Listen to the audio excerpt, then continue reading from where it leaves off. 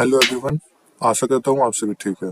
आज हम हाजिर हुए हैं एक न्यू टॉपिक को लेकर एक्सेल के बारे में। तो आज का टॉपिक है पाइवट टेबल। एक्सेल में पाइवट टेबल कैसे बनाया जाता है। तो चलिए हम लोग शुरू से शुरू करते हैं और पाइवट टेबल के बारे में जानकारी लेते हैं। देखिए, पाइवट टेबल का मतलब क्या होता है वो पहले जान लीजिए। पाइवट टेबल का मतलब होता है किसी भी बड़े डेटा को समराइज करके छोटा सा उसका स्वरूप देना।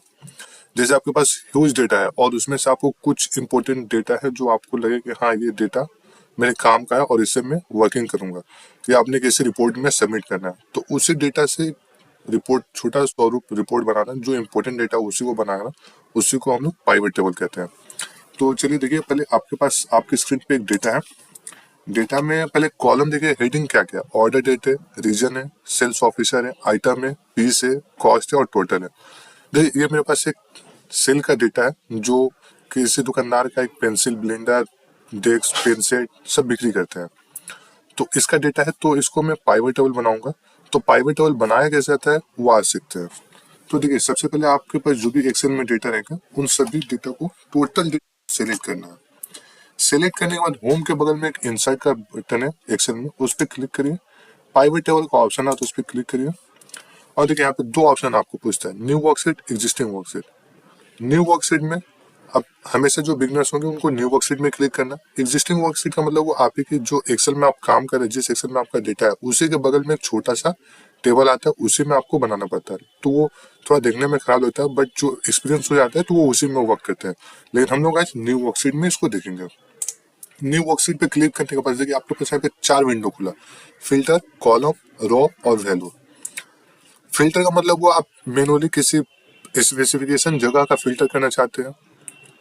रॉ का मतलब वो आपके पास जो डेटा वो एक रॉ में आएगा। कॉलम का मतलब वो मल्टीपल टाइप्स में वर्टिकल रो में आएगा। वैल्यू मतलब आपका क्वांटिटी हुआ, अमाउंट हुआ, क्या प्राइस वहां से गेन हुआ, वो सारा वैल्यू में आएगा। जो आपका न्यूमेरिकल अमाउंट है वो वैल्यूज में काउंट होता है। तो देखिए, सबसे पहले मैं आपको दिखलाता हूँ। रॉ में हम लोग डालते हैं क्रेडिट।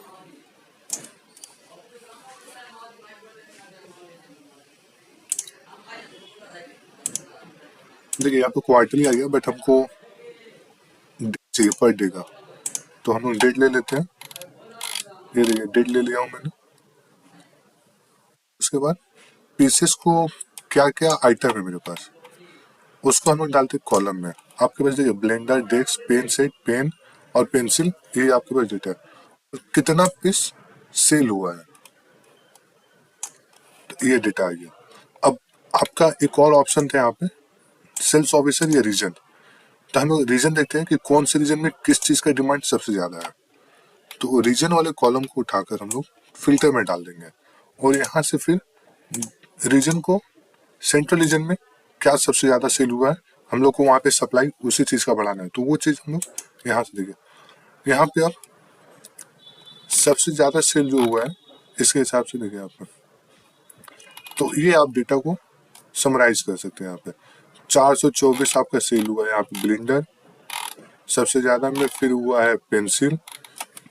और एक और ऑप्शन है रीजन, अगर आप चाहें कि कौन से सेल्स ऑफिसर ने सबसे ज्यादा मेरा सेल किया है, तो रीजन को हटाइए फिल्टर से और सेल्स ऑफिसर को लेके आइए फिल्टर में। अब यहाँ पे आपके पास जो सेल्स ऑफिसर का नाम है, यहाँ से आप गिल को देखिए, गिल कितने सेल किया। गिल का सेल है फरवरी, जनवरी, मई में, तो गिल कितने सेल है। तो ऐसे करके आप सभी का एक छोटा छोटा रिपोर्ट रेडी कर सकते हैं। आइए हम लोग एक बार फिर से क्विक रिवीजन कर लेते हैं। इस डेटा को मैं आपके प्राइवेट टेबल डिलीट करता हूँ। आपके पास ये एक्सेल का डेटा रहेगा, टोटल को सिलेक्ट करना है। होम के बगल में एक इंसर्ट का बटन है, वहां पे क्लिक करना, प्राइवेट टेबल पे क्लिक करना है, न्यू वर्कशीट पे क्लिक करके ओके कर देना है। आपके पास फाइबर टेबल का ऑप्शन आ गया। उसके बाद ऑर्डर डेट, जो भी आपको जैसे भी रिपोर्ट चाहिए, जैसे मेरे को चाहिए region wise, order date wise, और डेट वाइज चाहिए मेरे को क्वार्टर लेगी, कौन से क्वार्टर में कितना टन का सेल हुआ, कितना पीस का सेल हुआ।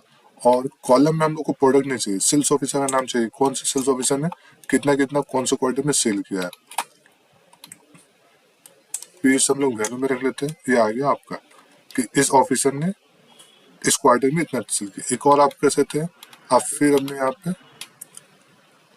फिल्टर में रीजन डाल दीजिए कि कौन से रीजन में कौन सा ऑफिसर ने ज्यादा सेल किया। अब देखिए, सेंट्रल, ईस्ट और वेस्ट आपके पास तीन रीजन है, तो आप सेंट्रल रीजन में देखिए, सेंट्रल रीजन में इतना ही सेल हुआ है आपके पास, इन इन ऑफिसरों ने इतना इतना सेल किया। को हम लोग पाइवट टेबल कहते हैं। आप इसको प्रैक्टिस करिए। किसी भी प्रकार की जानकारी चाहिए तो आप कमेंट जरूर करिए। आशा करता हूँ ये वीडियो आप सभी को समझ में, वीडियो पसंद आए तो लाइक करिए और अपने दोस्तों को अगर इसके बारे में जानकारी देना चाहते हैं तो उनको वीडियो शेयर करिए। मिलते हैं फिर नेक्स्ट वीडियो के साथ, तब तक के लिए जय हिंद।